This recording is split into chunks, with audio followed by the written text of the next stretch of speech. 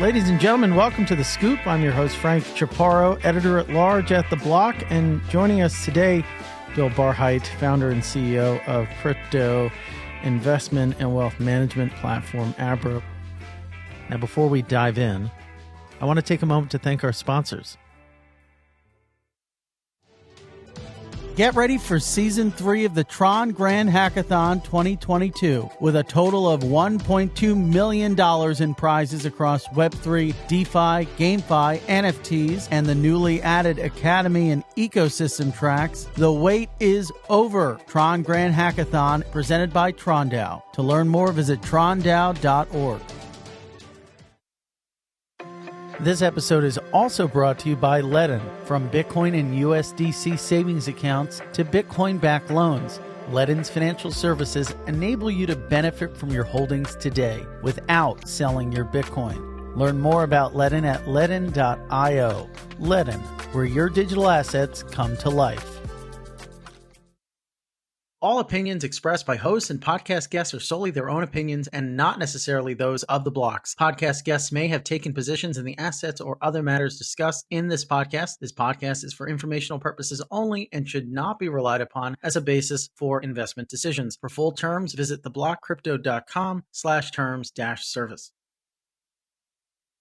All right. Once again, we are very excited to welcome Bill Barhydt, founder and CEO of crypto investment and wealth management platform, Abra, which is now a bank. In process. Or Absolutely. in the process of being a bank, That's which right. you announced at SALT. That's right. So thanks for coming on the show. How are things going? You know, I guess I have to give two answers, right? I feel great about where Abra is right now, coming out of what was a horrible summer for our space. And I'll point to the companies that didn't survive the summer as a primary example of that. A lot of the things that we were complaining about vis-a-vis these companies proved to be spot on. Honestly, I didn't think it was all going to happen in 2 to 3 weeks. I thought it might take 2 to 3 years, but I guess that's the way it goes. We had our LTCM moment, and now hopefully we're moving on from that, although there was some news today, I guess, that contradicts that a little bit, but it was more DeFi related. And I mean, look, we've been laying chess pieces for a multi-year game in crypto, whether it's for lending, retail, institutional trading, using NFTs, even gaming. I mean, we just see this as a multi-decade game to play and want to be profitable along the way and build a viable business and not just wait for the end game. And that's what we're doing. And we had a phenomenal growth last year.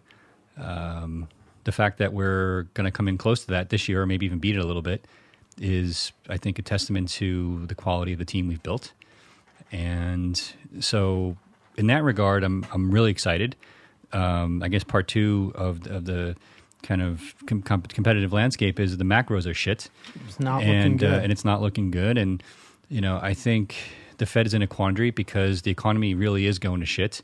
On the other hand, housing prices, which are probably the ultimate kind of lagging indicator of inflation, are making inflation look much worse than it probably is right now, which means that from a political perspective, the Fed can't do what it probably should be doing, which is basically do nothing, which is the right balance of helping Europe and Japan and making sure that we don't go into a deep recession, which now seems pretty much we've been in a recession for a while by my standards. The president says we're not. Yeah, I don't know. I don't even know. He's like Rain Man sometimes. I don't know if he knows which question he's answering, or we know which question he's answering. He might be answering a question from half an hour ago. Mm-hmm. It's really scary right now. And honestly, I'm not much more bullish on Powell himself, who probably has more power than the president right now anyway, just given where we're at. And the entire world seems to be focused on macro right now, which in my career I've never seen. Yeah, and that doesn't look good. And like I said, they've really backed themselves into a corner that I don't think they really know themselves how to get out of. And they just feel that they have to send a message that we're just going to do whatever it takes. And whatever it takes is actually pushing us deeper and deeper into the recession that we're already in. And then at some point when they realize, okay, we have no choice, we're going to get the great pause. And the great pause is basically going to look like them patting themselves on the back for basically getting inflation under control, which actually means we're in deep shit and they got no more shit on the shelf to bring to bear to fix it. Yeah. Right. And I think that's going to happen. I thought it was going to happen in November, December. And now I'm even more worried that I think it might actually happen in like February, March. I don't know. But by what measures do you think we're in a recession? Because here's the thing that's unique. The labor market looks so good, right? And this is the only metric or talking point that the president has and this administration has to kind of prop up this idea that the economy is in good shape. 3% unemployment is pretty good. It's historic. And there's been, there have been millions of jobs created since the president took office. But that is really it. That doesn't make a difference. But the jobs that have been created the last 5 years don't map with the inflation numbers versus hourly wages. So dig in a layer deeper, right? Double click on what you just said. The number of short-term workers coming back into the workforce because they can't find anything else is at an all-time high, as far as I can understand the research. And what that's telling us is that the quality. Well, first of all, the labor force shrunk significantly, right? And now it's starting to increase again because certain people certain segments of the population have no choice but to seek work. And if you look at the quality of the work they're seeking, it's very low quality. And that's a big problem. And I think that you're going to start to see a dramatic increase in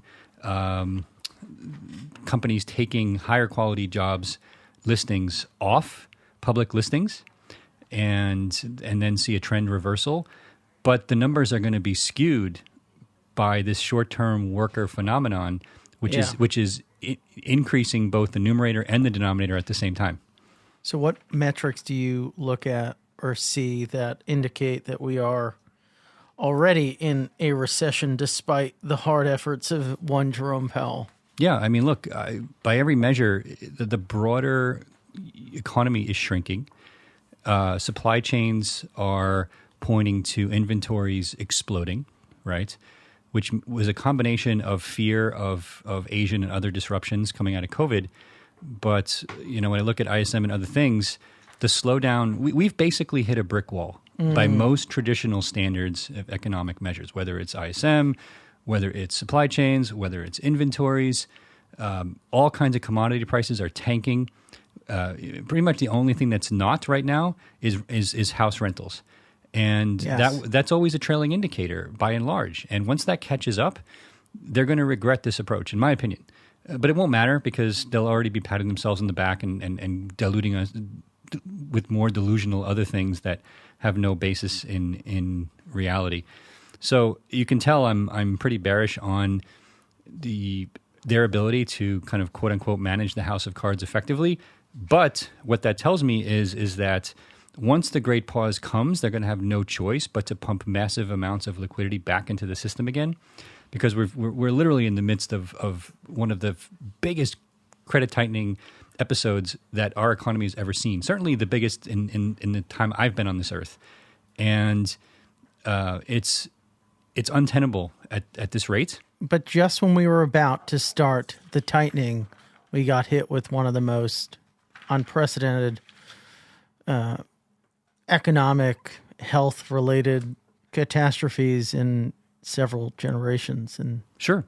I mean, it was a comedy of errors at the same time, right? So the past is the past. We can't undo it. But the reality is that it turned into a comedy of errors, and now we're paying the price.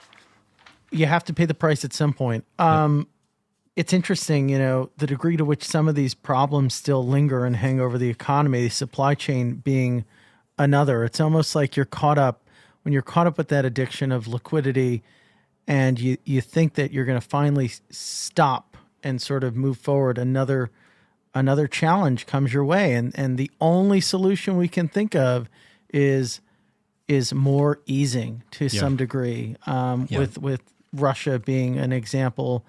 The latest example, the Russian conflict with Ukraine. It's such a complex, multidimensional problem, right? The companies not wanting to overspend in the supply chains for fear of more lockdowns. Yeah. People stuffing inventories, which are now going to go untapped. Watch for Walmart sales. That's a very good leading indicator, and shit at Walmart is getting cheaper, right? So that is a phenomenal way to realize, okay, these supply chains have been stuffed to the hilt, and what are we going to do with all this crap that nobody wants? That's a big problem. At the same time, I can't get my windows. I get a text from the guy this morning. He goes, Frank, I'm not ignoring you. I'm just waiting to hear back from the suppliers. It's been 8 months. Again, I think in certain supply chains where people stop working, the question was, we don't want to stuff inventory because we're afraid of a lockdown. But on things like electronics and other clothing and cheap clothing in particular, and the things that Walmart sells, no, there's too much. They went the other way, and so yeah. So anyway, I think the net of all this is that they're going to have to stop this accelerated pace at some point, and I think that certainly will be done by the end of Q2, probably the end of the first quarter of next year. And at some point in there, once the market absorbs the expectations of liquidity turning around, I just don't see how the expectations for increased money supply don't kind of dramatically alter the fate of the markets that we're seeing in the doldrums right now. I think one component of the comedy of errors that you're describing was the extent to which the government went really over-indexed on the amount of money vis-a-vis stimulus that people needed deep, or rather at the tail end of the pandemic, right? They could have they could have turned the faucet off maybe 6 months sooner before they did. And it was that capital, that sort of cash, regular folks flush with it, they took that and then flocked to platforms like Abra and like Robinhood and others.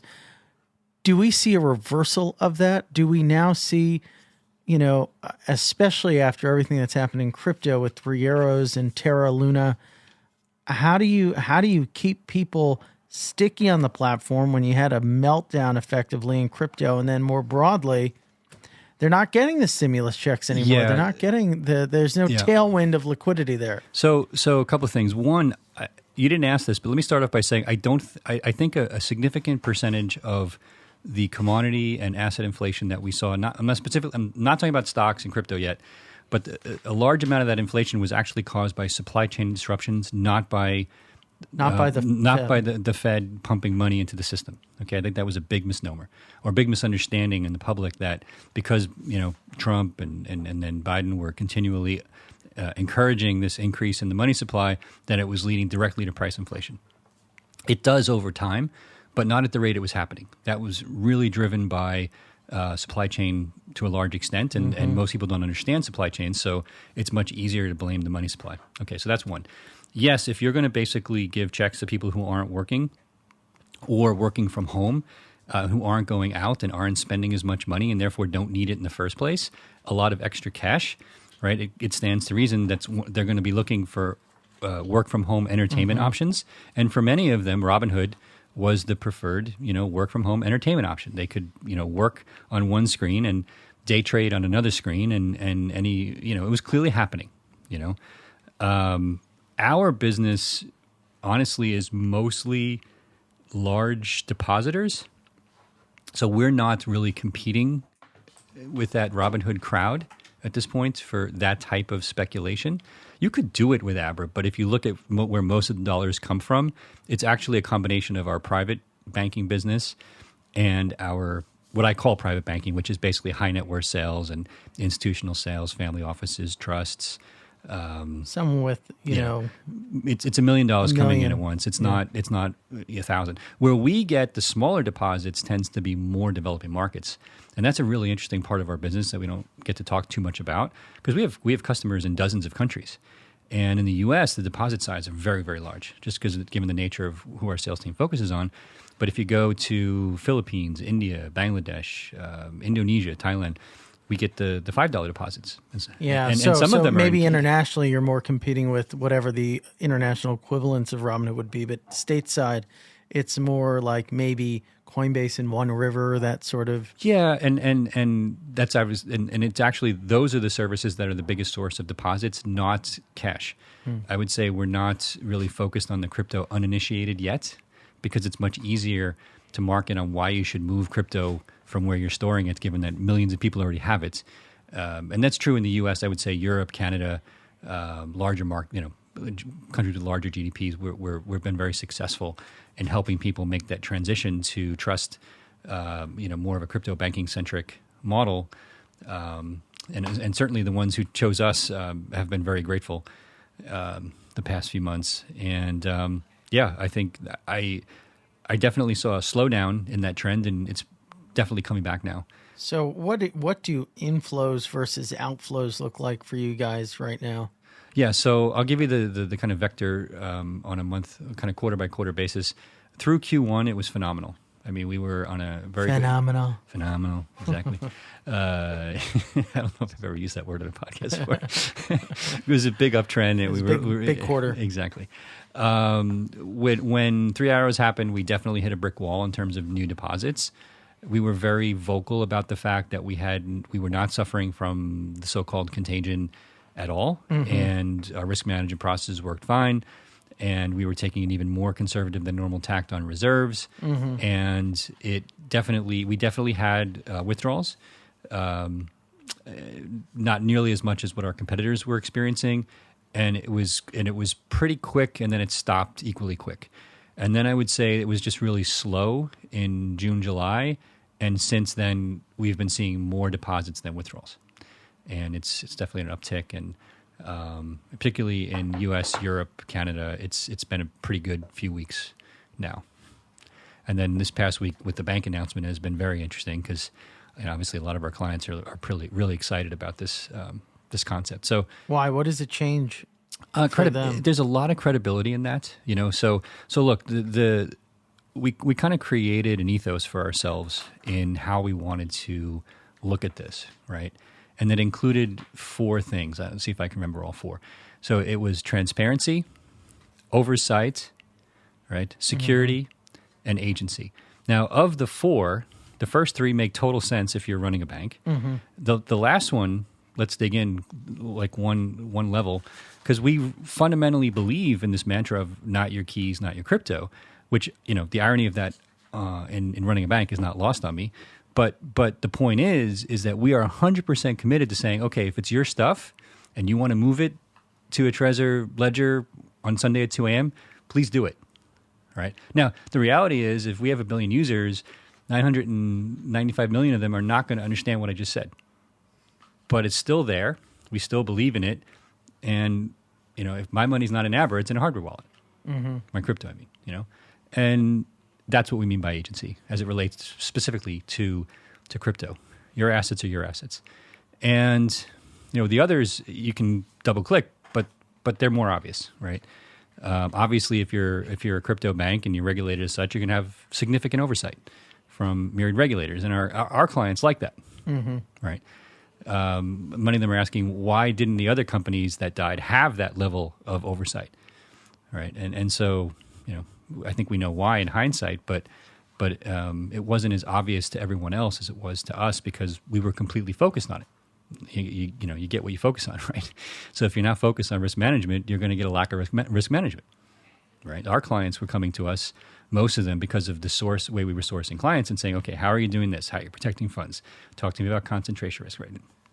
Very different conversation than I'm sure a lot of our competitors were having. And this formalizes that in a way that gives people a lot of comfort, in my opinion.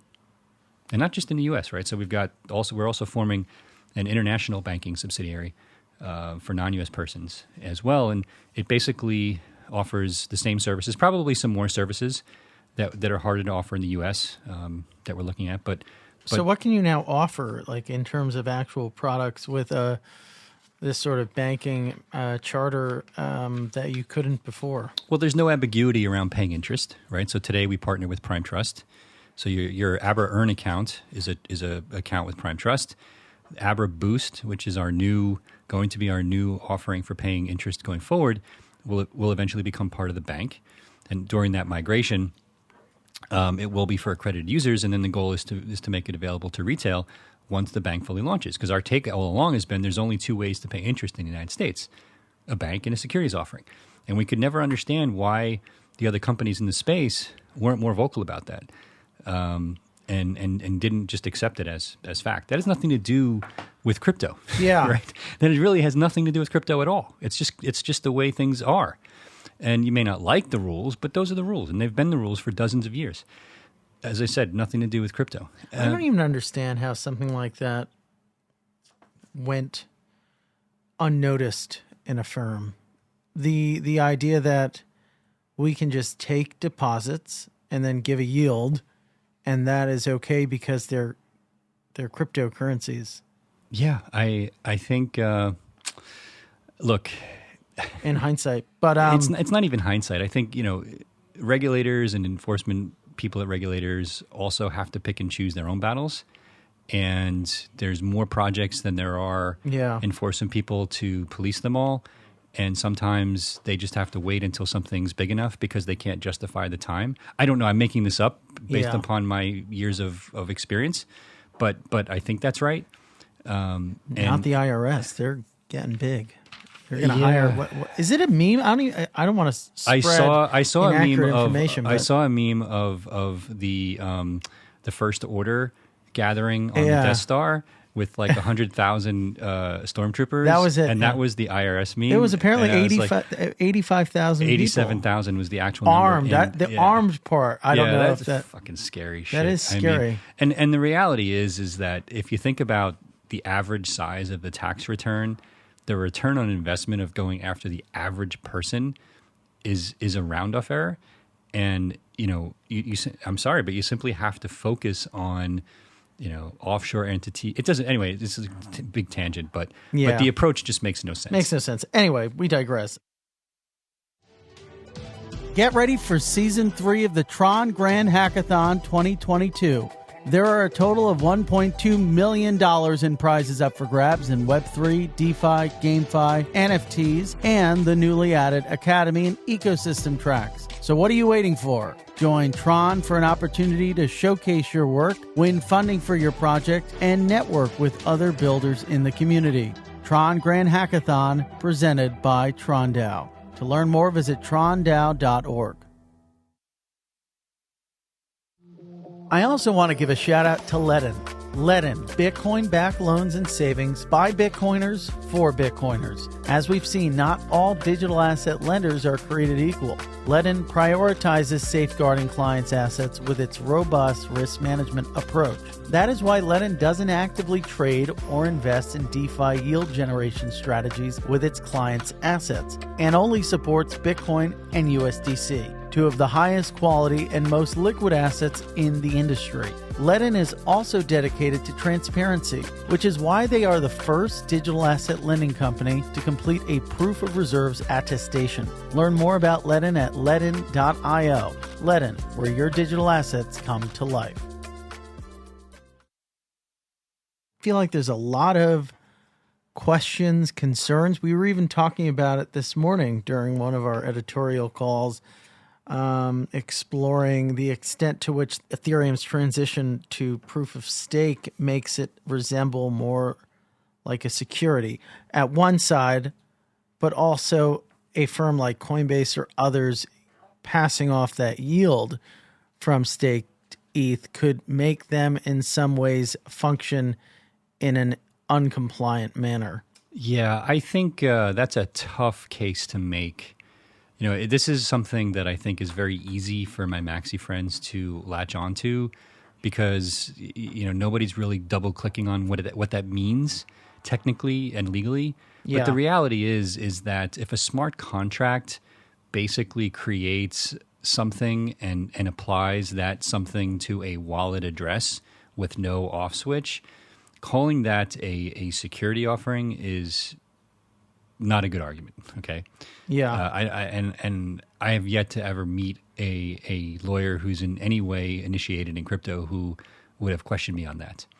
So then the other piece is, okay, well, what about the combination of the concentration risk of a few parties staking combined with the actual hosting itself of the assets which are effectively staked and or staking nodes. And so I think the way I look at that is to me it's an extension of the last argument, which is say, okay, they're basically Dropbox, right? Insofar that I can put my Ethereum key in a document and then store it on Dropbox.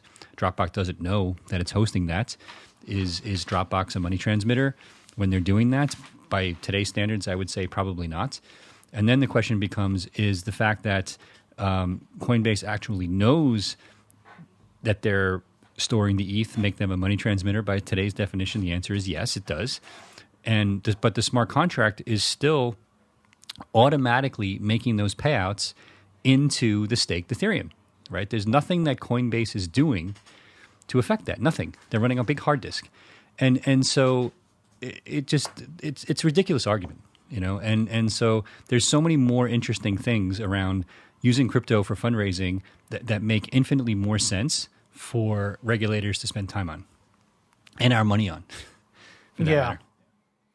Well, I hope that's the case. I feel like Chair Gensler has been insanely predictable over the past several years. And I was speaking with an executive at a former trading firm where he once spoke, and it's the same talking points. It's the same sort of line. The vast majority of these things are securities. He hasn't changed his tune, but he also hasn't really done anything. I mean, the lawsuit against Ripple has proven to be insanely challenging. So is this hopium or cope on my part to think, okay, he's already been there and with all due respect to his office for a few years and can't even take down Ripple. Is that respite we can sort of find ourselves in? Yeah. So I think that, as I said earlier, I think you have to basically pick and choose your battles.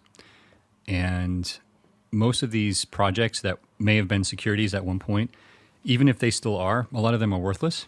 And the amount of money that may have been raised was very, very small. Now, there are some real ICOs that were probably securities offerings. And the question is, can the SEC go after all of them? Yeah. And then there was guidance, I think, in 2017 that may have grandfathered some of them in because it was unclear. And we'll never know. I don't think they'll ever be able to go after all of them, so we'll never really know the truth. But I also think that at the same time, right? So some of the things that he does really aligns himself with kind of the left-wing faction of the Democratic Party. I mean, Maxine Waters in particular. My impression of Maxine Waters is if she could snap her fingers and make crypto go away tomorrow, she would. I don't know if that was a ding for you agree or ding once if you agree. So there you go. So she loves Sam Bankman-Fried. Yeah, but follow the money. I heard that she gave him a nice kiss on the cheek. No when doubt. She last saw him. But follow the money, and so that's where he's very clever, and I can't say I wouldn't be doing what he's doing if I was in the same shoes, but I think he has bigger dibs on a future in the Democratic Party, and by ingratiating yourself with the head of the House Finance Committee, you can only help your lot, I would assume, and that's very worrisome to me. Because look, I've met him when he was at MIT, and look, he's clearly changed a lot of his messaging since he moved from MIT to the SEC. Oh, right? Gensler. Yeah, and like I said, do two things, right? Look at who's in charge and who he reports to, and follow the money. I'm so sorry. I thought you were talking about Sam. For a second. I mean, anybody who looks at that, it's obvious. I mean, what are you going to do? You're going to use your influence to basically create... Sam going to run?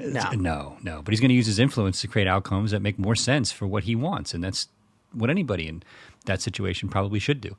And I don't have a problem with that because he's not in a position of power other than the money. It's the people who are in positions of elected power or in some cases unelected power like the SEC that, I worry about because... Like I said, to me, Bitcoin ultimately is a free speech issue, and to have somebody be head of one of the most powerful finance groups in the world want that to disappear is very disconcerting to me.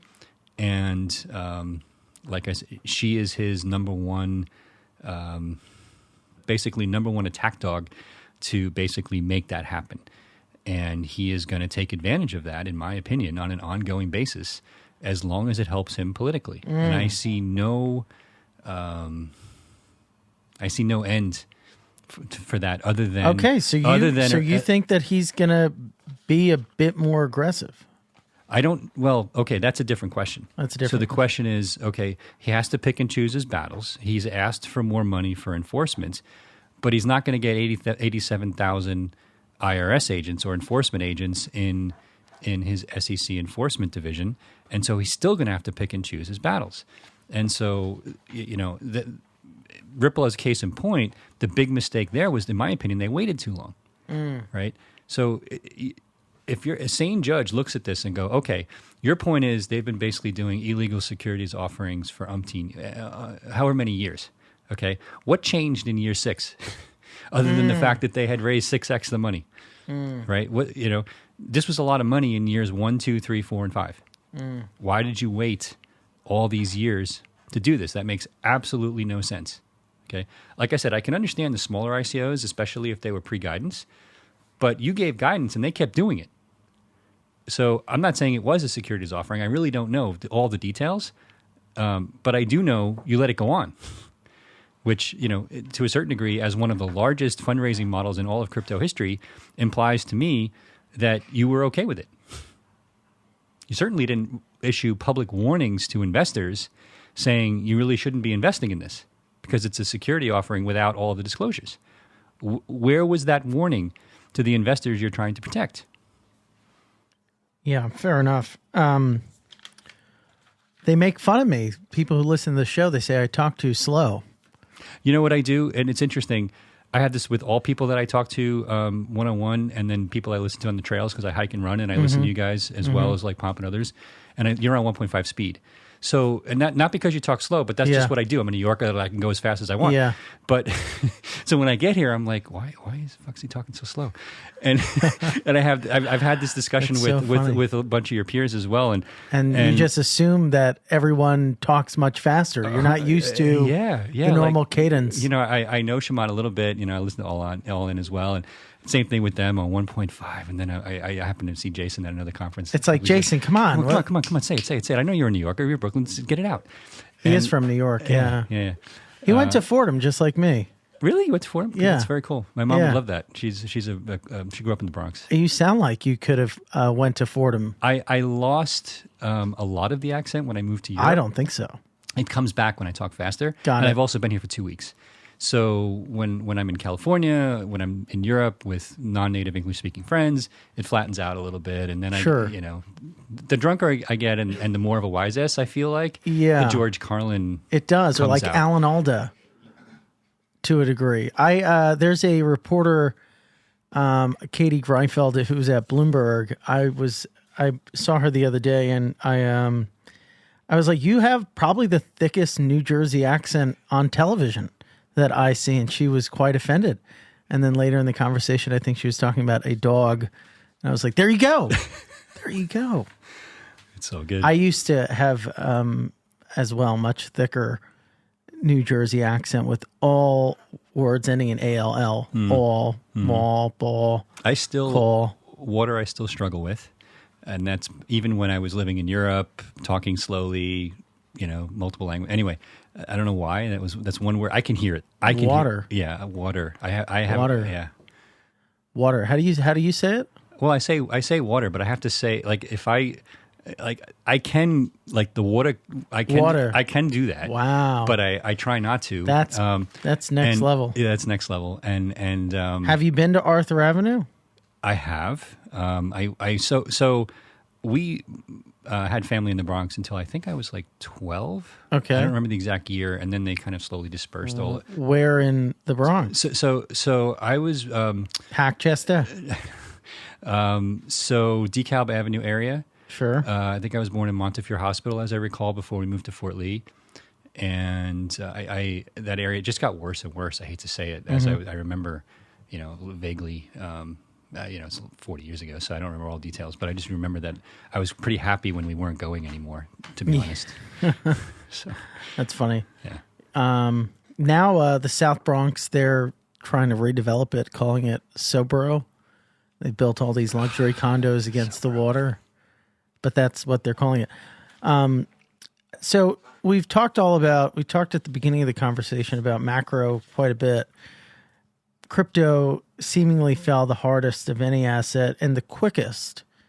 The air was sucked out of the system so quickly.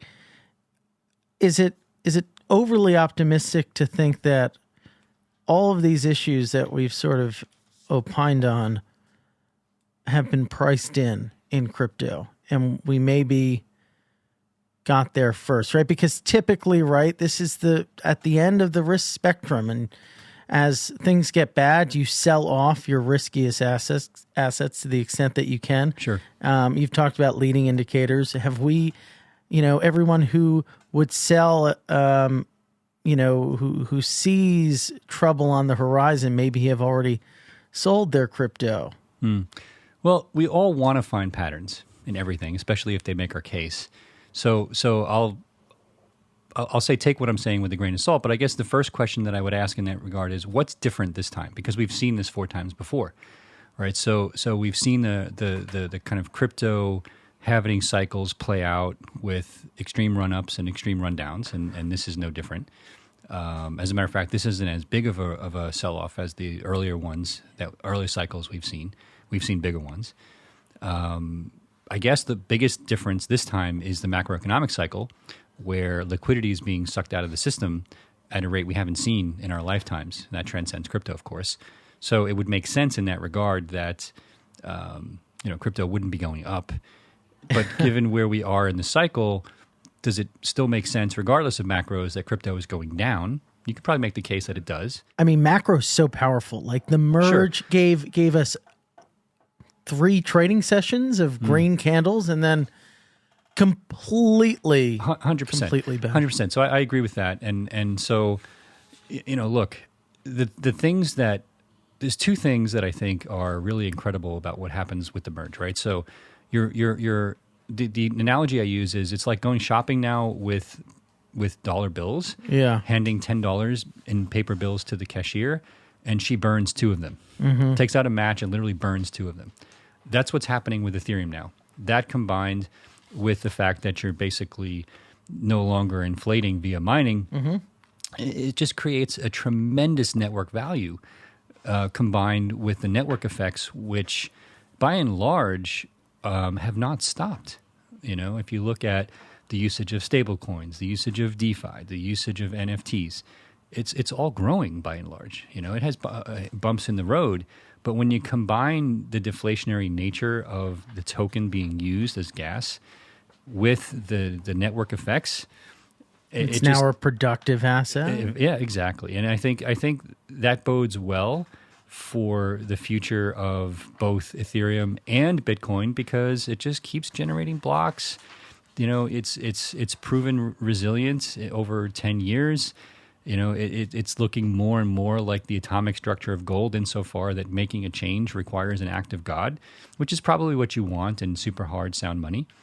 And the 2 are diverging in terms of their purposes. And as a result, I expect the way we value them to diverge. But that's still relative to a fact that both tokens would be considered risk-on assets, which means when there's a big, broad-based macroeconomic sell-off, they're going to go down along with everything else. Feels like just yesterday Bitcoin was the fastest horse in the inflation race, and now I think that narrative is the slowest. I think that narrative was wrong, and I think I was one of the people leading the charge in it. And I think the reason that it's wrong is that it's about the promise of what it will be and its use case of what it will become, not what it is.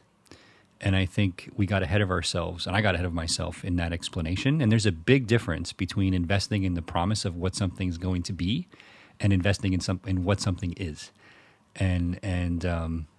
So I think the 2 valuation models that I'm alluding to in terms of Bitcoin and Ethereum have some overlap, but the use cases that drive the network effects diverge dramatically over time.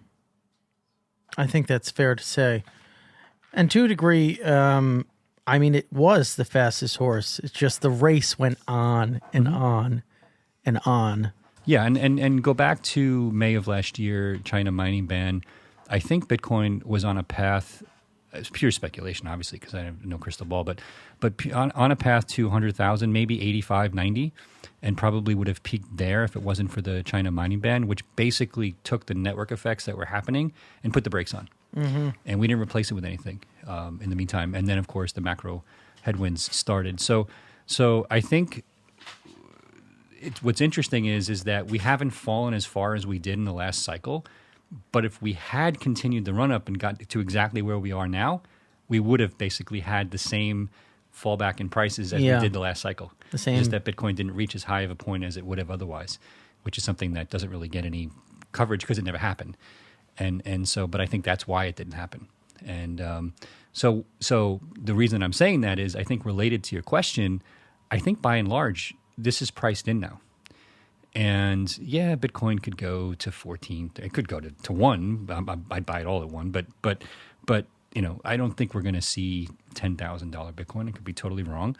But that doesn't really matter at this point, because if you really look at it in terms of the valuation model I'm describing, network effects, money supply, and broad-based usage, either as digital gold or as the decentralized application network for the internet, which is what Ethereum is, right? The network effects are tremendous. So what that means in English is the bet is I can lose another 30, 40, 50%, or I could ride this another 100x, in terms of the valuation of the network itself. And I don't spend my day thinking about that, right? I'm trying to build a bank that uses all this, right? I have enough time, I have enough to do worried about that than I do about valuation models. I've made my bet. Right now, I'm just trying to basically do my part to make it happen. Yeah. Well, where can we learn more about how you're making that happen at Abra, Bill? Where can we find you? Abra.com, obviously. Please, and obviously you can go to find Abra on the app stores. We're very active on social media, Abra Global on Twitter. We're on Reddit. You'll find us on Facebook and all the usual places. I'm also on Twitter not every day, but some days, Bill Barhydt on Twitter. Come say hello. Once again, we've been joined by our guest, Bill Barhydt, CEO of Abra. We thank you so much for joining the show. Thanks, man. Great to see you. Great to see you. The Scoop will be back for you with another great guest. Have an awesome day.